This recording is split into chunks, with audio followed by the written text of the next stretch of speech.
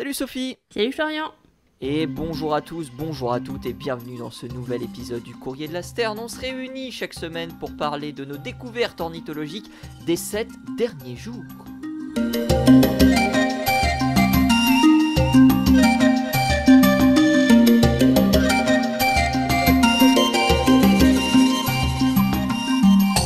Comment ça va Sophie ?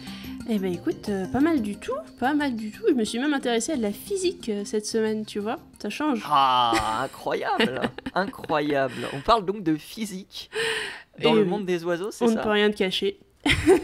Incroyable. Moi, je vais parler d'un oiseau qu'on connaît bien, qui est le balbuzard pêcheur. Oh oui. On en a quelques belles choses à dire. Mhm. Et aussi une sorte de controverse qui a eu lieu au Pays de Galles. On y reviendra, à moins que tu veux que je démarre de mon côté par parler Eh ben du pourquoi balbuzard pas. pêcheur. Allez, parce que la bien, controverse, je ça vais m'intéresse. Vas-y. Ah, bah la controverse. Bon, d'abord, déjà parler du balbuzard pêcheur. Ah bah oui. Rapace diurne, bien évidemment. Mhm. Comme son nom l'indique, c'est un oiseau qui est pêcheur. À quoi il ressemble ? C'est un oiseau blanc. C'est un oiseau un peu marron sur le bout des ailes. C'est un oiseau assez joli avec une tête barrée, avec un petit liseré noir qui traverse une partie de la tête. Un rapace assez joli en somme. Et surtout un rapace qui, mine de rien, se trouve un peu partout dans le monde. Ah bon ? Puisque la répartition mondiale du balbuzard pêcheur, c'est tous les pays du monde. Wow. Enfin, tous les continents du monde, excepté l'Antarctique. Puisque Impressionnant. on le trouve en Amérique, on le trouve en Europe, on le trouve en Asie, Mhm. on le trouve en Afrique, et on le trouve sur les pourtours de l'Océanie. Alors en France, finalement, c'est un peu le copier-coller de la répartition internationale, à savoir que on a pas mal de présence de l'espèce un petit peu partout dans l'Hexagone, bien que on ait beaucoup moins de certitude sur la nidification de cet oiseau. On a beaucoup de passages, mais on n'a pas forcément beaucoup d'indices de la nidification de cet oiseau. On en a grosso modo 2 clusters assez importants. Mhm. Un cluster qui se situe sur les côtes corses, donc tout autour de l'île de Beauté, et un cluster qui va se retrouver vers le centre de la France. On va être sur des régions proches de la Loire, de la Bourgogne, plus particulièrement du nord de la Bourgogne, mais aussi en remontant un petit peu sur le bassin parisien. Et puis on a 2 zones où l'oiseau n'est pas trop présent, c'est les Alpes du Sud et les Pyrénées pour la France. Voilà, je m'arrête pour parler du balbuzard pêcheur. Quoi qu'il en soit, c'est un oiseau qui voit ses effectifs augmenter depuis un sacré bout de temps, puisque les programmes de protection et de réintroduction de l'oiseau font leur œuvre, et ils font leur œuvre aussi bien en France que dans d'autres régions du monde. Et on va s'intéresser à nos voisins britanniques, pour être plus précis, parce qu'il faut savoir que ce cher balbuzard a fait son grand retour dans le pays de Galles, et plus précisément au sud du pays de Galles, après plus de 200 ans d'absence, qui est absolument gigantesque. Incroyable. Et là, on pourrait se dire, oh là là, incroyable, révélation de fou, tout le monde est super content. Mhm. Sauf que non. Ah. Et sauf que non, Eh ben pourquoi ? alors Parce que l'oiseau a été vu sur un espace qui avait été à l'origine prévu pour accueillir un festival de musique, le Green Man Festival, qui a lieu chaque année. Et le gouvernement a dépensé pas moins de 4 millions de livres sterling pour pouvoir acquérir la zone où le balbuzard a été aperçu. Alors, le gouvernement n'a pas acquis la zone une fois que le balbuzard a été vu. Le gouvernement a d'abord acquis la zone et, manque de chance pour eux, le balbuzard a été vu sur site. C'était l'année dernière. Et donc forcément, décision du ministère qui a été statuée en ce 29 janvier, qui disait tout simplement que il fallait annuler le projet, que ce projet serait annulé en faveur de la conservation de cette espèce qui est extrêmement importante pour la biodiversité, mais aussi qui, par les différentes annexes qui existent, comme en France, on a la directive oiseaux. Au Royaume-Uni, ils ont une autre directive, et bien forcément, on ne peut pas faire n'importe quoi avec les espèces menacées, et c'est pour ça qu'il y a une espèce de zone de non-droit qui va être installée 750 mètres autour de l'endroit où a été vu l'oiseau en 2023. Alors ce festival, c'est un problème. Pourquoi ? Parce que c'est l'un des points les plus importants pour le Pays de Galles, et notamment le Pays de Galles du Sud, qui malheureusement n'est pas dans une très très grande bonne situation économique. Et donc forcément, cette nouvelle a été assez mal accueillie par les directeurs généraux du festival, qui même s'ils étaient assez contents de voir l'oiseau, se sont dit... Oui, mais bon, nous, on a besoin quand 4 même millions de de livres quand même, les gars. Donc, il va falloir à un moment donné statuer. Ils n'étaient pas spécialement trop embêtés par la situation lorsque l'oiseau a été aperçu pour la première fois, mais depuis que le gouvernement a rendu justement son avis, c'est un petit peu plus compliqué parce que il faut maintenant trouver de nouveaux endroits et de nouveaux arguments. Alors, il y a plein de choses qui pourraient être faites vis-à-vis de ce festival, sachant que ce festival existe déjà ailleurs. Le Greenman, en fait, festival qu'il voulait faire, c'était un espèce d'encore du grand festival qui avait lieu chaque année. Donc on aurait le festival principal et le festival qui aurait lieu à Millstone Farm. Ça, c'était le second festival qui était prévu à ce moment-là. Donc voilà, 4,5 millions d'euros pour 4,5 millions de livres sterling qui sont un peu partis en fumée à cause de cet oiseau. Le gouvernement s'est bien évidemment défendu en disant bah oui, mais on pouvait pas savoir qu'il allait y avoir un balbuzard pêcheur qui allait venir ici. Qu'est-ce qu'il faisait là quand même ? Sérieusement, on lui avait demandé ses papiers, je sais pas.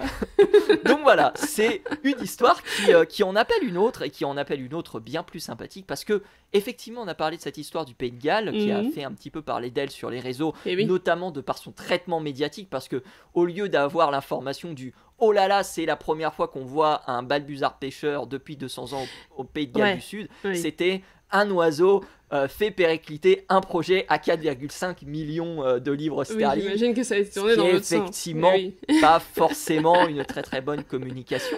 Cela dit, en 2023, on a eu une autre première. Et cette première, elle se trouve cette fois-ci en Irlande, puisque un balbuzard pêcheur a été vu pour la première fois en train de nicher depuis 200 ans également. L'oiseau a été vu pour la première fois depuis 200 ans. Il faut savoir que comme la très très grande majorité des rapaces, ces oiseaux étaient chassés à l'époque.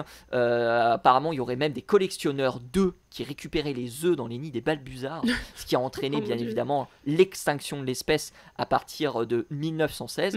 Il y a des oiseaux occasionnels qui ont été aperçus en train de migrer. Pourquoi ? Parce que aux alentours des années 1950-1960, on va avoir l'idée de réintroduire le balbuzard d'abord en Écosse, puis par ruissellement, l'oiseau va par la suite conquérir le Royaume-Uni, puis un peu le Pays de Galles et bien évidemment l'Irlande. Et on se retrouve aujourd'hui avec une population qui se rétablit lentement dans l'Écosse. On n'a pas des chiffres, j'ai pas trouvé des chiffres très récents, j'ai juste 1991 où on comptait 71 couples reproducteurs, donc en l'espace de 40 ans on a quand même fait des sacrés bons en avant. Et donc forcément, cette nouvelle a donné l'idée à certains ornithologues amateurs de se dire si on a des oiseaux qui peuvent revenir chez nous sur site, pourquoi ne pas leur créer des conditions parfaites. Et c'est pour ça qu'il y a un groupe de personnes qui se sont occupées, qui s'occupent désormais de réaliser des plateformes de nidification pour les balbuzards pêcheurs. Donc les plateformes de nidification, c'est en gros des troncs d'arbres sur lesquels on pose une plateforme à environ 10-15 mètres de hauteur pour que les oiseaux puissent nicher. C'est partie intégrante de ce qu'on appelle le Pembrokeshire Osprey Project, qui donc a lieu à nouveau au Pays de Galles. Et toutes ces initiatives donnent beaucoup d'allant parce que on espère que le balbuzard pêcheur va redevenir nidificateur au sud du Pays de Galles. C'est déjà un petit peu le cas vers le nord, mais au sud. Et c'est pour ça que l'oiseau a causé pas mal de petits problèmes avec ce festival de Doug Greenman. Au sud, pour l'instant, l'oiseau n'est pas encore présent, même si l'environnement y est très favorable pour lui. Voilà pour notre balbuzard pêcheur qui aura causé bien des petites histoires. C'est bien de faire la une des journaux quand même. Après, il n'y a pas de bad buzz, hein, tu sais, il n'y a pas de mauvais buzz, on l'a dit. Non, clairement pas. Il a compris. Le projet donc qui est mené par certaines personnes dans le sud et notamment Kevin Phelps qui a construit donc des plateformes s'élève à 25 000 livres sterling pour l'instant puisqu'il a construit 5 sites donc 5 x 5 25 25 000 livres sterling et on espère peut-être l'arrivée de certains oiseaux d'ici quelques temps, voilà. Ah c'est bien ça, c'est une bonne nouvelle. Bon moi, plutôt que des nouvelles d'oiseaux qui disparaissent, une nouvelle d'oiseau qui revient sur son aire de répartition originelle, c'est plutôt facile. Ça me plaît bien. Ouais, et puis c'est une histoire... je ne savais pas que le balbuzard était de retour en Irlande. C'est en faisant des recherches pour cet article que j'ai trouvé assez intéressant et assez... assez fascinant de par la tournure qu'il a été, de la manière dont il a été tourné, que j'ai découvert effectivement que le balbuzard faisait également son retour en Irlande. J'ai parlé du statement, c'est-à-dire de la délibération qui a été donnée par le ministre de l'économie du Pays de Galles en date du 29 janvier 2024. En réalité, c'est au 14 septembre que ça a été voté, et c'est le 29 janvier que la nouvelle a été rendue publique. Voilà. D'accord. Petite rectification ça, vis-à-vis de ce qui a été dit. Ça c'est la loi, ça prend un peu de temps toujours. Exactement.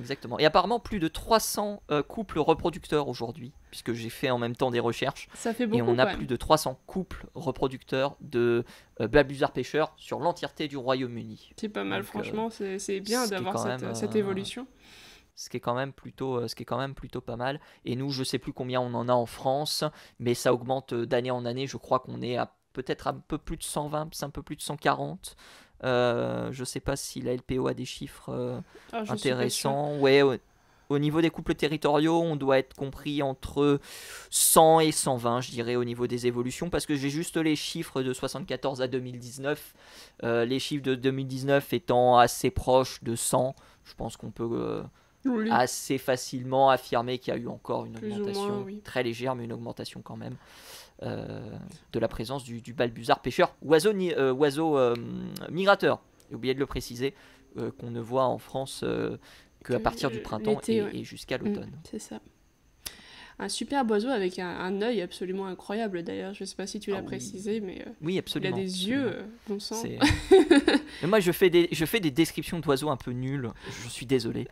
Et heureusement que les miniatures du podcast sont là pour montrer à quoi ressemblent les oiseaux. C'est toujours difficile de décrire un truc comme ça parce que c'est vrai que... Enfin, tu peux décrire la coloration, peut-être plus ou moins, mais c'est tellement détaillé, un oiseau, il y a tellement des tas de plumes, de tas de couleurs différentes, il y a des reflets, il y a des... Enfin, c'est difficile quand même. Hein. C'est compliqué. Mais c'est vrai que là, avec la description que j'ai dit, on aurait pu dire, bah ok, c'est quoi vous nous inventez là? C'est un rapace. Voilà. C'est une citelle torche-peau qui s'est déguisée, mais pourquoi? On sait pas. C'est un peu plus gros qu'une citelle torche-peau quand même. Un petit peu plus gros. Grosse citelle torche-peau. Sacrée citelle. Je le verrais bien la tête en bas aussi, tiens. Faudrait regarder. Comme la citelle torche-peau. Citelle pêcheuse, c'est un concept. Et oui, un œil jaune qui, je crois, si mes souvenirs sont bons, indique la période de la journée où il chasse. Il me semble que j'avais lu Alors quelque chose de ce type-là. Ça, c'est un truc qui fonctionne pour les chouettes et les hiboux, et encore pas pour tous. Mais pour les oiseaux, ça marche pas pour tous les diurnes, c'est pas tout le temps. Parce que c'est pas... C'est plus un eau, parce que c'est plus un œil qui va être adapté à l'eau, justement, et au fait d'éviter d'avoir des reflets dans l'eau quand il pêche. Ok. Au final. Intéressant. Mais c'est vrai que pour les chouettes et les hiboux, en fonction de la coloration de l'iris, vous pouvez savoir s'ils chassent plutôt dans la journée ou dans l'après-midi, plutôt au crépuscule ou à l'aube, ou alors plutôt pendant la nuit, comme la fameuse chouette effraie qui a les yeux quasiment totalement noirs. Voilà, qui chasse de nuit donc. Mais ça marche pas forcément pour toutes les espèces, il y a quelques exceptions, vous faites pas avoir. Comme d'habitude, Comme en toujours. ornithologie, il y a toujours des Il y a exceptions. toujours des exceptions. Mais c'est intéressant, moi j'ignorais ça, j'avais lu ça il y a très longtemps. Et mais merci beaucoup pour la petite précision. Mais avec plaisir.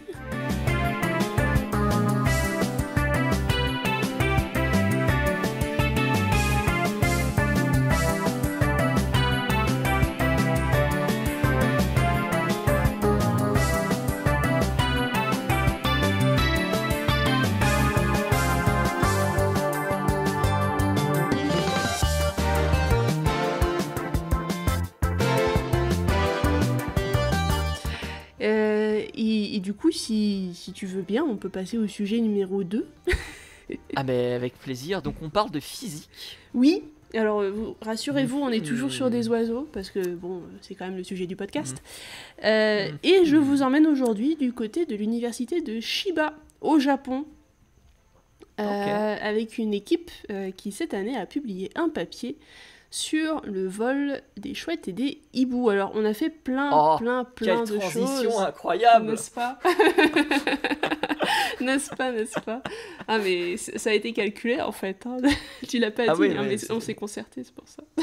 Sachez que d'habitude, avant l'émission, on prend acte du sujet de l'un et de l'autre, et c'est la seule émission où on ne l'a pas fait, voilà. Donc c'est vraiment à volonté. Exactement. Non mais bien joué, hein. C'est bien. Ah merci. C'est le talent. C'est le talent. Donc voilà, on va parler de chouettes et de hiboux. Et cette équipe s'est intéressée plus précisément donc au vol silencieux des chouettes et des hiboux. Alors vous en avez entendu parler certainement. Si vous avez entendu les explications, vous vous êtes dit ah oui, alors les chouettes et les hiboux ils volent très silencieusement, pouvoir tomber silencieusement sur leur proie parce que c'est leur manière de chasser, etc. Mais on ne vous a certainement jamais expliqué exactement la mécanique de ce vol silencieux. Comment est-ce qu'ils font pour voler sans un bruit? Alors on vous a dit oui, alors c'est parce que les plumes sont un peu plus douces, on vous a fait toucher peut-être une plume de chouette ou de hibou et vous avez certainement remarqué qu'elle était effectivement très douce. Et on vous a dit que du coup, le frottement des plumes ne se faisait pas entendre pendant le vol de l'oiseau, et peut-être que le frottement du vent sur les plumes ne se faisait pas entendre non plus. Enfin bref, on a essayé de vous sortir une petite explication comme ça. En essayant de se débrouiller un petit peu, parce que, en vrai, on n'en sait rien. C'est ça qui est embêtant. Ok. Alors, bon, on avait quelques pistes quand même. Effectivement, on se disait, la structure des plumes est différente.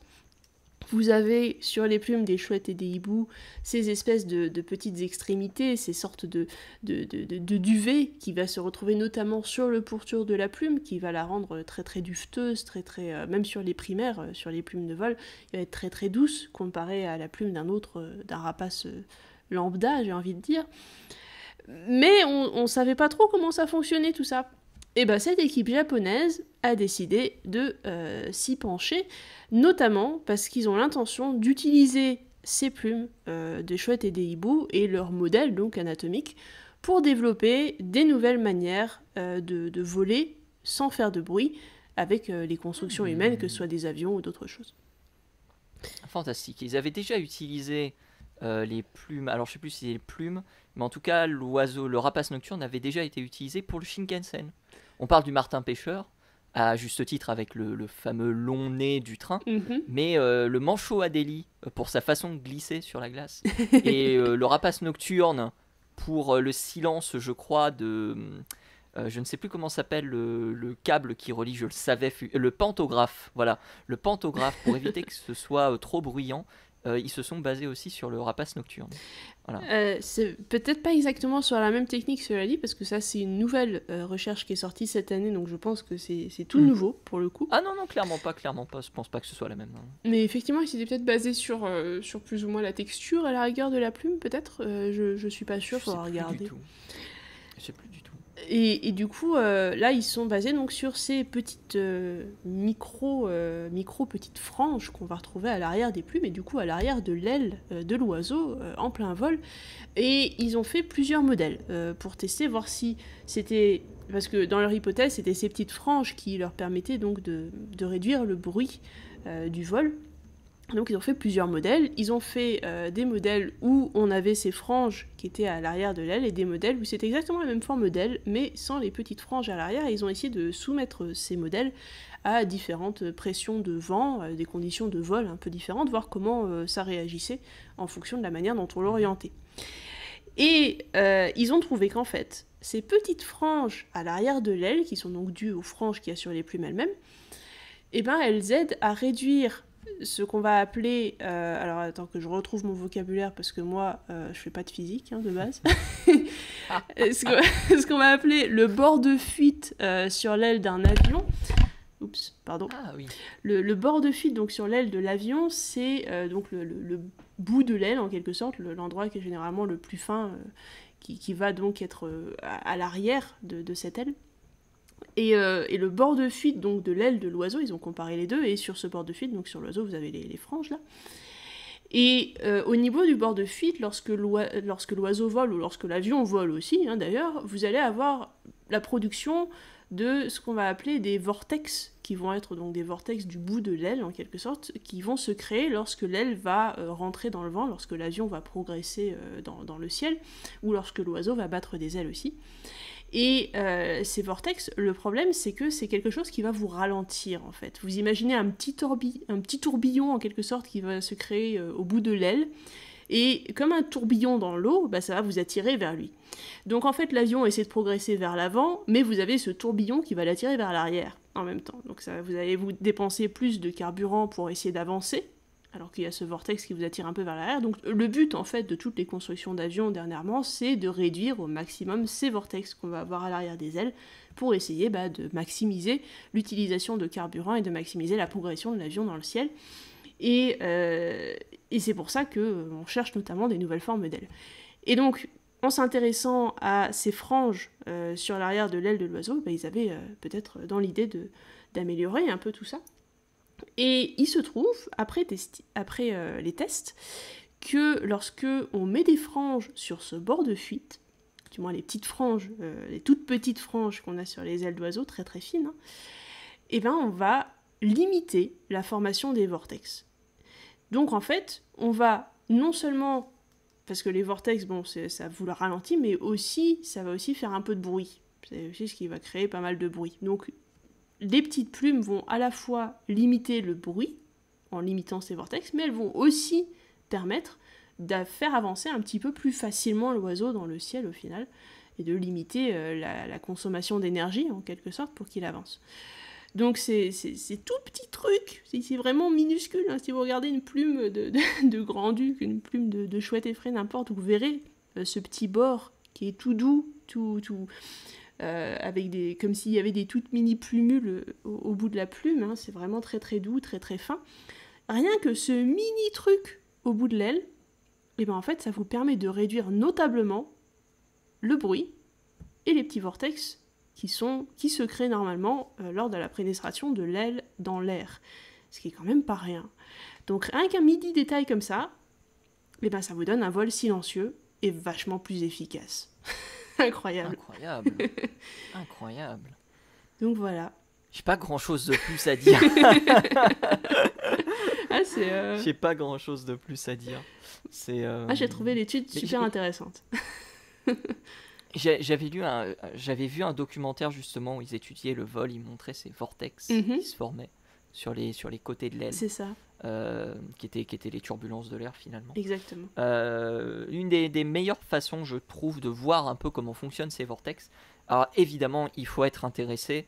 C'est par rapport au sport et par rapport à la Formule 1. On a la chance d'avoir des voitures qui vont hyper vite. On a la chance d'avoir une aérodynamique qui est très travaillée.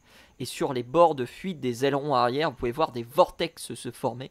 Et je vous invite à aller voir sur internet. Vous avez sans doute des ralentis qui vous montrent ces vortex en action. C'est exactement les mêmes vortex qui se forment. Sauf que les Formule 1 vont pas chasser des mammifères ou voler dans les arbres. Ça se saurait. Non, j'en ai pas vu percher dernièrement. non plus. Ou alors ça s'appelle un accident, mais... Vaut mieux pas. Généralement, c'est qu'ils sont pas en forme dans ces cas-là. Mais bon, voilà. Mais non, mais c'est hyper intéressant de voir à quel point la nature est particulièrement intéressante pour... comment dire, pour des études comme ça, pour après créer des choses qui vont mimer un peu la nature, pour améliorer notre capacité à voler en l'occurrence, ou faire d'autres choses. Le biomimétisme, exactement. Coup, le terme qui est utilisé. Oui. As-tu quelque chose à rajouter d'autre sur les rapaces? Moi, j'aime bien les chouettes et les hiboux, donc ça me plaît d'en parler, mais bon... c'est peut-être juste moi, mais je les trouve chouettes, ces petites bestioles. Voilà. Ça m'embête, je n'ai pas de questions. T'as pas de questions? Non. Non, j'ai pas de je t'ai donc cloué le bec, c'est terrible. Très très bonne. Bravo. Non, elle était nulle. Non. Du coup, il faut que je trouve un truc pour finir l'épisode avec un truc sur les oiseaux. Avec panache. Eh oui. Avec panache, je ne sais pas. Qu'est-ce que je vais pouvoir trouver? J'ai rien qui me vient. Donc, du coup, on va souhaiter à tous et à toutes, non, je sais pas comment finir cet épisode en fait. Tu m'as perturbé. Écoute, excuse-moi, c'est comme c'est venu, voilà. C'est ça. Bon, bref, c'est la fin de cet épisode qui se finit un peu bizarrement, vous en conviendrez, mais c'est pas très grave. Merci Sophie d'avoir été présente. Est-ce que tu veux rajouter quelque chose? Merci à toi. Bon, désolé si j'ai pas expliqué correctement. Non, mais au niveau physique, parce que c'est vrai que n'étant pas physicienne moi-même, non, mais c'est pas grave non plus. Un peu plus compliqué, mais voilà. Mais si vous avez des questions ou quoi, évidemment. Ne nous les posez pas. Ne nous les posez surtout pas. Non, mais on vous mettra les liens de l'article comme d'habitude si vous voulez lire par vous-même. Bon, c'est en anglais. Est-ce que j'en ai un en japonais d'ailleurs? Je sais pas s'il y en a qui lisent le japonais parmi vous. Écoute, ça peut se tenter. J'ai l'article directement sur l'université de Chiba, mais ils ont une page en anglais, fort heureusement. J'aurais été bien en peine de faire cet épisode. Voilà. Bref, c'est la fin de cet épisode. Merci à tous et à toutes de l'avoir suivi. Merci à tous et à toutes d'être de plus en plus nombreux à nous écouter parler d'oiseaux et à nous écouter galérer à parler d'oiseaux également, parce que c'est possible. Vous pouvez retrouver les précédents épisodes sur Spotify, sur Deezer, sur les différentes plateformes de téléchargement, de streaming. On est sur YouTube, on est sur Apple Podcast également depuis déjà quelques temps.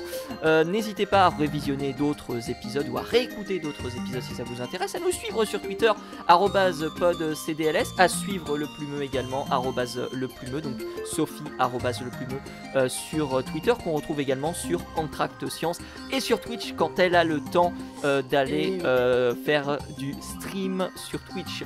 C'est parti dans tous les sens, mais cet épisode se termine. Salut à tous, salut à toutes. Bye bye.